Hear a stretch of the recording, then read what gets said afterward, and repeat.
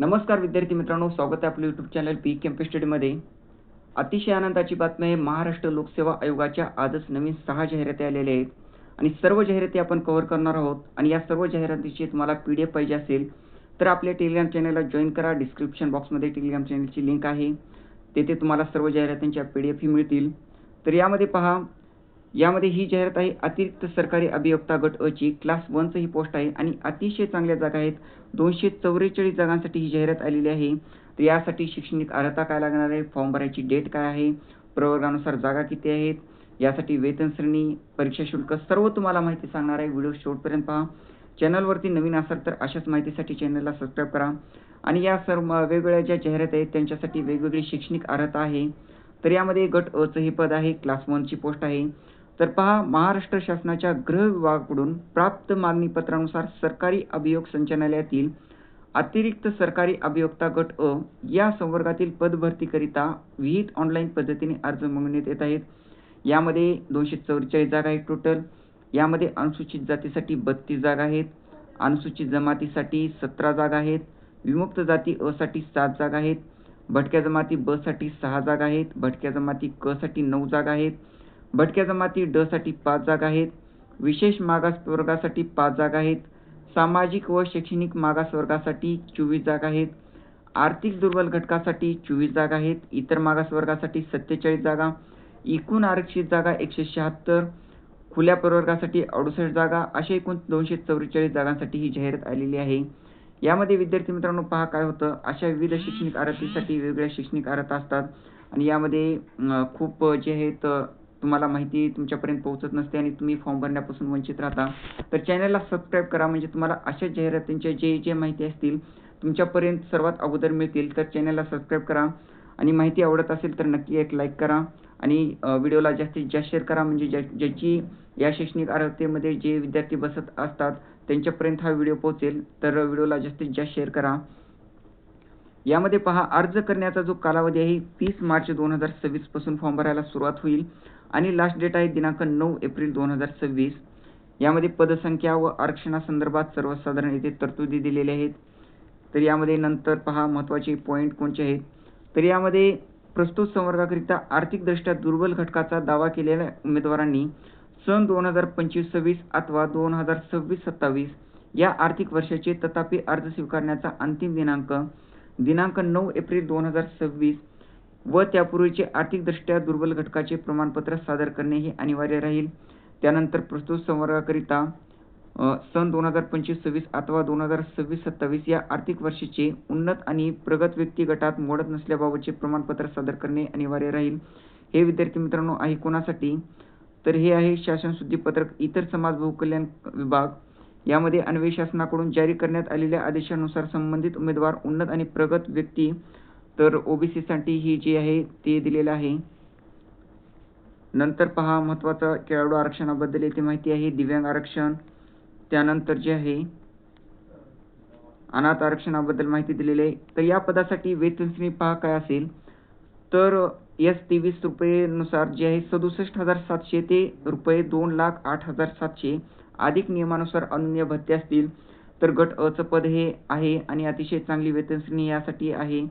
त्यानंतर पात्रता यासाठी भारतीय नागरिकत्व लागेल आणि यामध्ये वयोमर्यादा काय आहे, तर 1 जुलै 2026 रोजी जे आहे वयोमर्यादा गणण्याचा दिनांक आहे आणि किमान अमागास, मागासवर्गीय, आर्थिक दुर्बल घटक यांच्यासाठी 18 वर्ष आहे सर्वांसाठी किमान वय, आणि कमाल वय जे आहे राखीवसाठी 38 वर्ष आहे, मागासवर्गीय प्रवर्गासाठी 43 वर्ष आहे, मागासवर्गीय आर्थिक दुर्बल घटक अनाथ यांच्यासाठी, आणि प्रावीण्यप्राप्त खेळाडूंसाठी दोन्हीसाठी जे आहे 43 वर्ष दिलेलं आहे. माजी सैनिक, आणीबाणी व अल्पसेवा राजनिष्ठ अधिकारी यांच्यासाठी यामध्ये दोन्हीसाठी जे आहे सैनिकी सेवेचा कालावधी अधिक 3 वर्ष अशा वयोमर्यादा असेल.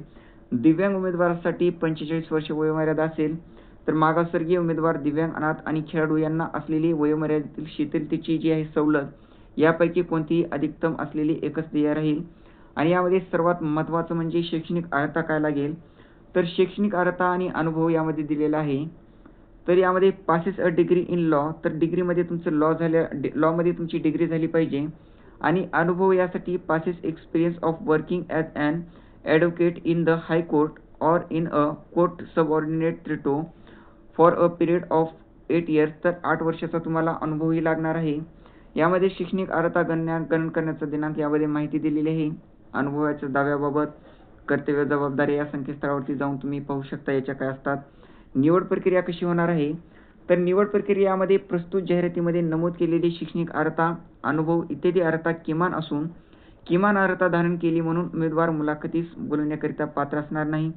तर यामध्ये चाळणी परीक्षा यामध्ये तुमची चाळणी परीक्षा होईल आणि चाळणी परीक्षा येथे पहा, जाहिरातीस अनुसरून प्राप्त अर्जाची संख्या आयोगाच्या कार्यान्वयनातील तरतुदीनुसार वाजवी प्रमाणापेक्षा जास्त असेल आणि अर्ज सादर केलेल्या सर्व पात्र उमेदवारांच्या मुलाखती घेणे सोयीस्कर नसल्यास मुलाखतीसाठी उमेदवारांची संख्या मर्यादित करण्याच्या दृष्टीने जाहिरातीमध्ये नमूद शैक्षणिक अर्हता आणि अथवा अनुभव यापेक्षा अधिक शैक्षणिक अर्हता, अनुभव किंवा अन्य योग्य निकष यांच्या आधारे अथवा चाळणी परीक्षेद्वारे मुलाखतीस पात्र उमेदवारांची संख्या मर्यादित करण्यात येईल. तर अर्जाची संख्या जरी जास्त जर आली तर तुमची चाळणी परीक्षा होईल आणि अर्जाची जर संख्या कमी आली तर थेट तुमची मुलाखत होऊ शकते आणि चाळणी परीक्षा घेण्याची जर निश्चित झाले तर अर्हता आणि अथवा अनुभव शिथिल केला जाणार नाही. यामध्ये चाळणी परीक्षा घेण्यात आल्यास आयोगाच्या कार्यान्वयनातील तरतुदीनुसार किमान पर्सेंटाईल अर्थक्रमांक जे आहे ते लागू राहील. यामध्ये चाळणी परीक्षा घेण्याची निश्चित झाल्यास चाळणी परीक्षेचा जो अभ्यासक्रम आहे, परीक्षेचे माध्यम, परीक्षा दिनांक, परीक्षेचे स्वरूप, ऑनलाईन ऑफलाईन व इतर बाबी लागू असल्यास आयोगाच्या संकेतस्थळावर प्रसिद्ध करण्यात येतील. जर तुमची चाळणी परीक्षा घेण्याची निश्चित झाली तर तुमचा जो परीक्षेचा अभ्यासक्रम वगैरे माध्यम जे आहे तर ते आयोगाच्या संकेतस्थळावर जे आहे प्रसिद्ध करण्यात येईल. चॅनलला सबस्क्राईब करा म्हणजे त्याचीही अपडेट आल्यानंतर तुमच्यापर्यंत ते आपल्या चॅनल मार्फत तुमच्यापर्यंत ती अपडेट पोहोचेल. तर यामध्ये चाळणी परीक्षा घेतल्यास चाळणी परीक्षेचे गुण व मुलाखतीचे गुण एकत्रितरित्या विचारात घेऊन तर चाळणी परीक्षा न झाल्यास केवळ मुलाखतीच्या गुणांच्या आधारे उमेदवारांची शिफारस करण्यात येईल. तर चाळणी परीक्षा जर घेतली तर तुमची चाळणी परीक्षेचे गुण आणि मुलाखतीचे गुण एकत्रितरित्या करून तुमची जे आहे सिलेक्शन होईल आणि चाळणी परीक्षा जर घेण्याची गरज जर भासली नाही तर थेट तुमची मुलाखत होईल आणि मुलाखतीमध्ये किमान तुम्हाला 41% व त्यापेक्षा जास्त गुण मिळवणाऱ्या उमेदवारांचाच शिफारशीसाठी विचार केला जाईल. तर अशी जी आहे तुमची निवड प्रक्रिया होईल. अर्ज करण्याची जी आहे पद्धत, तर तुम्हाला प्रोफाईल तयार करायची आहे MPSCची आणि तुमची ऑलरेडी असेल तर थेट तुम्ही फॉर्मही भरू शकता.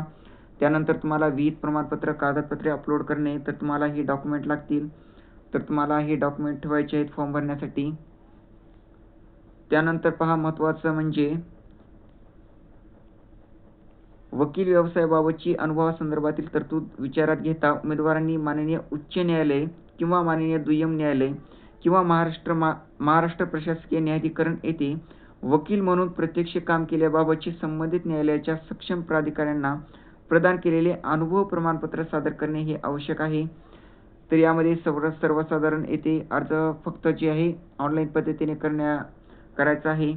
शुल्क जे आहे या परीक्षेसाठी ₹719 फीस आहे अराखीवसाठी आणि मागासवर्गीय, आर्थिक दुर्बल घटक, अनाथ, दिव्यांग यांच्यासाठी ₹449 फीस आहे. तर यामध्ये सेवा प्रवेश तर शर्ती वगैरे इथे दिलेले आहेत. तर आजच ही विद्यार्थी मित्रांनो जाहिरात आलेली आहे. तुम्ही या शैक्षणिक अर्हतेमध्ये अनुभव तुमच्याकडे असेल तर नक्की तुम्ही फॉर्म भरा आणि व्हिडिओला जास्तीत जास्त शेअर करा. माहिती आवडली असेल तर नक्की एक लाईक करा आणि चॅनलला सबस्क्राईब करा म्हणजे पुढच्या जाहिरातीचे नोटिफिकेशन तुम्हाला तुमच्यापर्यंत मिळेल. धन्यवाद.